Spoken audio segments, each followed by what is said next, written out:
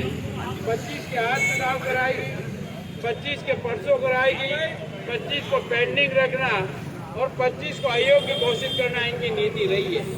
ऐसा 70 साल के इतिहास में कभी नहीं हुआ। और लगातार कभी बैंक के चुनाव, कभी भूमि विकास बैंक के, कभी लैंड्स के, कभी पैक्स के, कभी डेयरी के, एक ही प्रवृत्ति की संस्था के एक साथ चुनाव न कराना सिर्फ और सिर्फ उनके स्थानीय विधायक सांसदों का दबाव और स्थानीय छुटभइये नेताओं का जिस तरह से हस्तक्षेप है, उसके कारण से आपने देखा उदयपुर डेयरी में 7 बजे जांच प्रारंभ होती है, 8 बजे तक तो जांच का परिणाम जारी हो जाता है और कचेर की प्राथमिक डेयरी 9 बजे बंद और रात को 11 बजे नए चुनाव का आदेश निकल जाता है।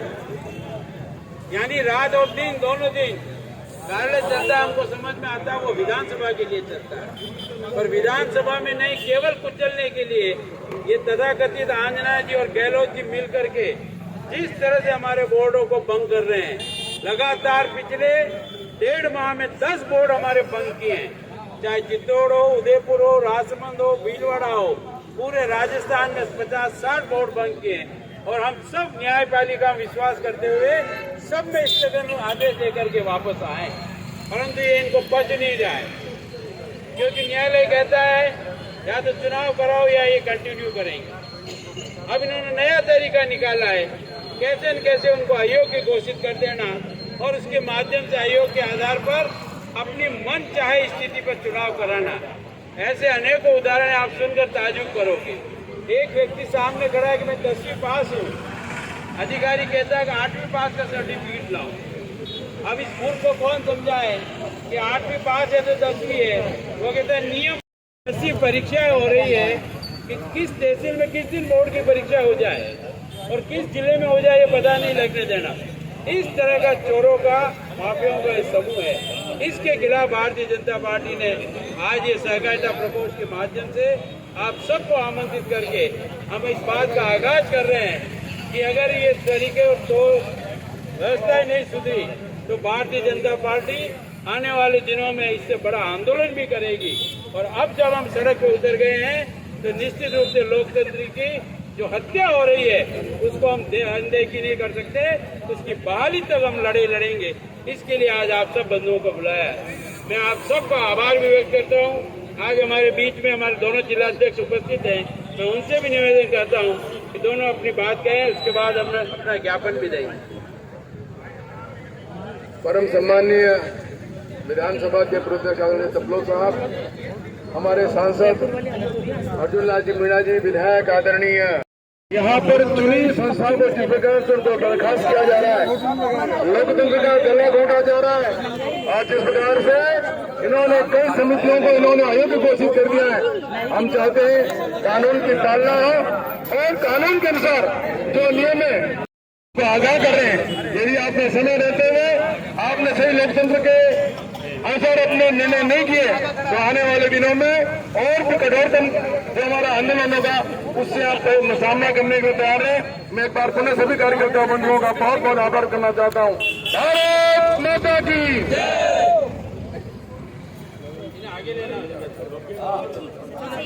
माननीय तहसीलदार जी, हमारे मेवाड़ के गौरव आदरणीय तपलोक साहब, आदरणीय फूल जी मीणा साहब, आदरणीय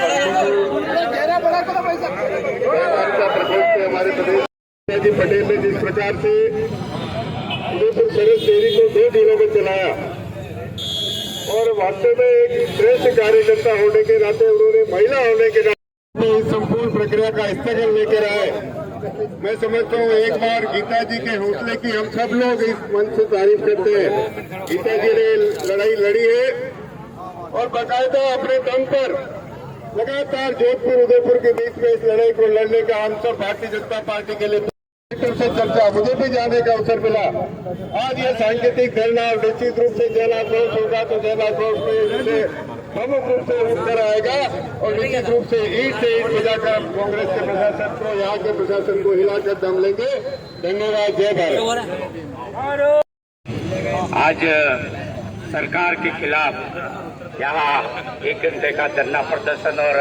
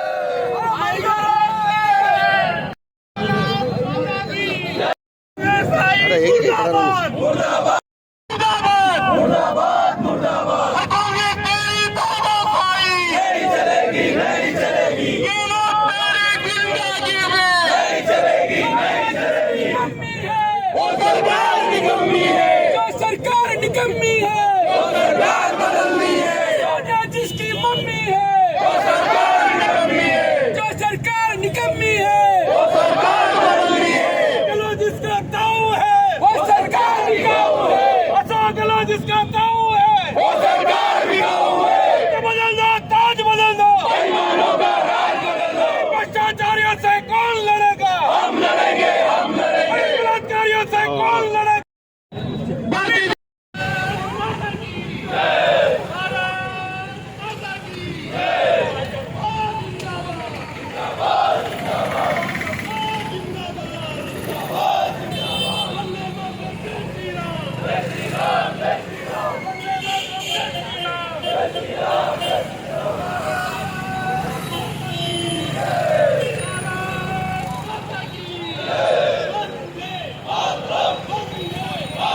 विभाग और चुनाव प्राधिकरण द्वारा पिछले लगातार 2 वर्ष से जब चाहे जैसे चाहे मनमाने ढंग से चुनाव कराने की प्रक्रिया जारी है। जबकि लोकतंत्र में एक साथ एक आदेश पे चुनाव होते हैं, वक्त परिस्थिति उपचुनाव होते हैं, परंतु समस्त चुनावों के लिए न्यायालय में जाना पड़ता है। नित्य प्रतिदिन वोट भंग कर देते हैं। वोट भंग करने के बाद हम न्यायालय से आदेश लाते हैं, तब भी ये अपनी उस विकट परिस्थिति के अंदर हम इसका समाधान देने की बजाय हमारे जनप्रतिनिधियों को अयोग्य घोषित करते हैं। डॉक्टर गीता पटेल लगातार हमारी 15 साल से अध्यक्ष है। उनकी प्राथमिक डेयरी में शाम को जाना, आधे घंटे में बयान लेना, रिपोर्ट जारी करना और रातों रात नए चुनाव की घोषणा करना, जबकि चुनाव तो 9 माह से पेंडिंग थे। तो क्या किसी का इंतजार था? 8वीं पास के सर्टिफिकेट की बजाय अगर कोई 10वीं का देता है तो अमान्य करना।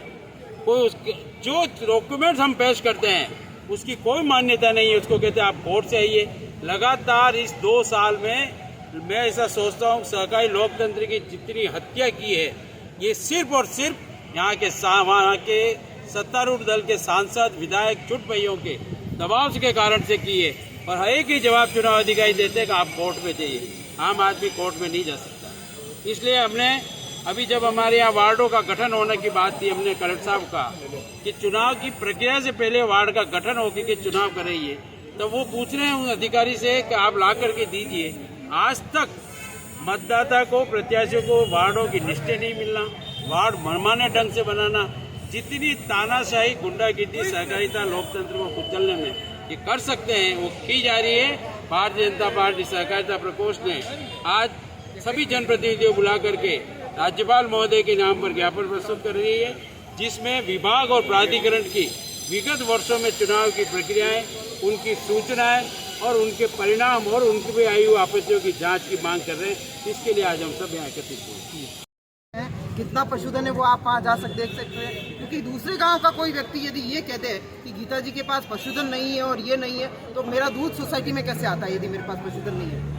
इंदिराज तो सोसाइटी में हो रहा है ना, दूध तो मेरा जा रहा है, तभी तो मैं वहाँ की सदस्य हूँ और वहीं से फिर मैं चेयरमैन बनी हूँ। क्या 16 साल तक इनको सपना नहीं आया या तब तक उनको नहीं नजर आया? अभी ये दिखा उनको कि गीता पटेल वहाँ की रहने वाली नहीं है, वहाँ पे दूध नहीं है, इनका पशुधन नहीं है। रिकॉर्ड कर देख कर साबित करें ना, और मेरे बयान लेवे और मुझे बोलने का अवसर दे तो बताएंगे कि कहाँ मेरे पशुधन है, कहाँ से मैंने लोन ले रखा है, कितना दूध मेरा डेयरी में जाता है, कितना पेमेंट मिलता है। ये सारी चीजें इन्वेस्टिगेशन का विषय है, समय पर इसका लड़ेगा। और उसमें मैं जरूर कहूंगी कि इस षड्यंत्र का बदला हमारे सारे किसान भाई वहां से जीत दिलाकर और उसका बदला लेंगे।